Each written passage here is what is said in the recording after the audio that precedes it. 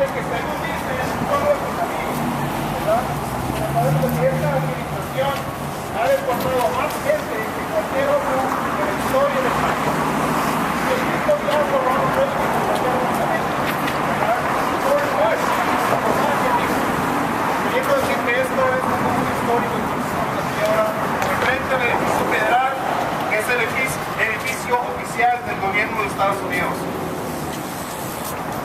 No vamos a parar aquí ahora, obviamente, por la construcción, pero vamos a ir alrededor y vamos a terminar en el centro de detención, donde tienen a nuestra gente secuestrada, porque es lo que es, están secuestrados. I said that we're going to end around the corner where our people are there, our people who are kidnapped. That's really what they are. They're kidnapped because they steal our people in the middle of the night at gunpoint, and they take them away from our families, and then they're kidnapped, and they have them here at these detention centers. So we're here today to denounce that, just like what's happening in Arizona. As soon as we get around the corner, we're going to have speakers from different organizations. We're going to give us some insight about how they see what's happening in Arizona.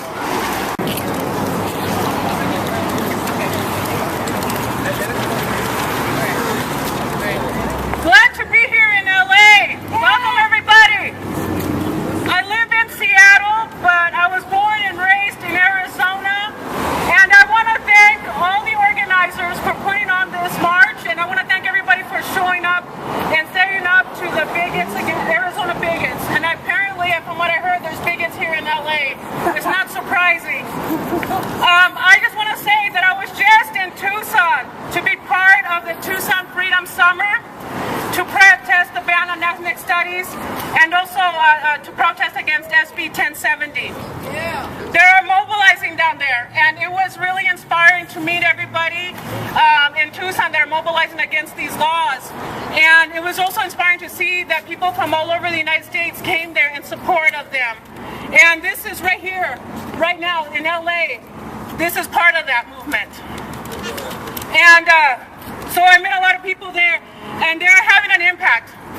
They have those bigots on the run. They recalled Russell Pierce. Yay! That's a big victory. They are protesting. Our pile is on trial. They're really happy about that. Let me tell you about this pendejo, Arpaio. I left Phoenix about 14 years ago, and this pendejo was in power. He was the sheriff. And you know what that means for Latina or Latinos in our community? I lived in the barrio, and I had to go out of my way to avoid the checkpoints that they had put in place in the barrio. I had to go out of my way to avoid the volunteer posse goons, these racists that would just harass my people there. I saw my cousin got racially profiled, and they pulled over her car and all her friends, and they were teenagers. They were only 18, 19. They had to come out of their car with their hands up as they were guns by these goons. And not only that, but my brother had to stay and be treated worse than a dog at his tent city.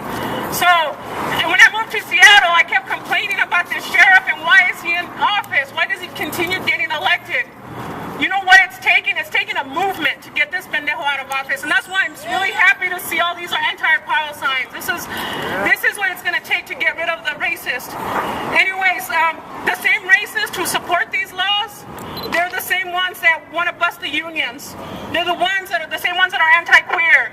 And they're also the same ones that are against women's rights. And we need to all stand up together to beat back all these racists. And this is what's happening right now. And what better time than right now to do all this? And we are the ones that will do it. We can't rely on the politicians. Yeah. I'm really glad that people are standing up to Obama.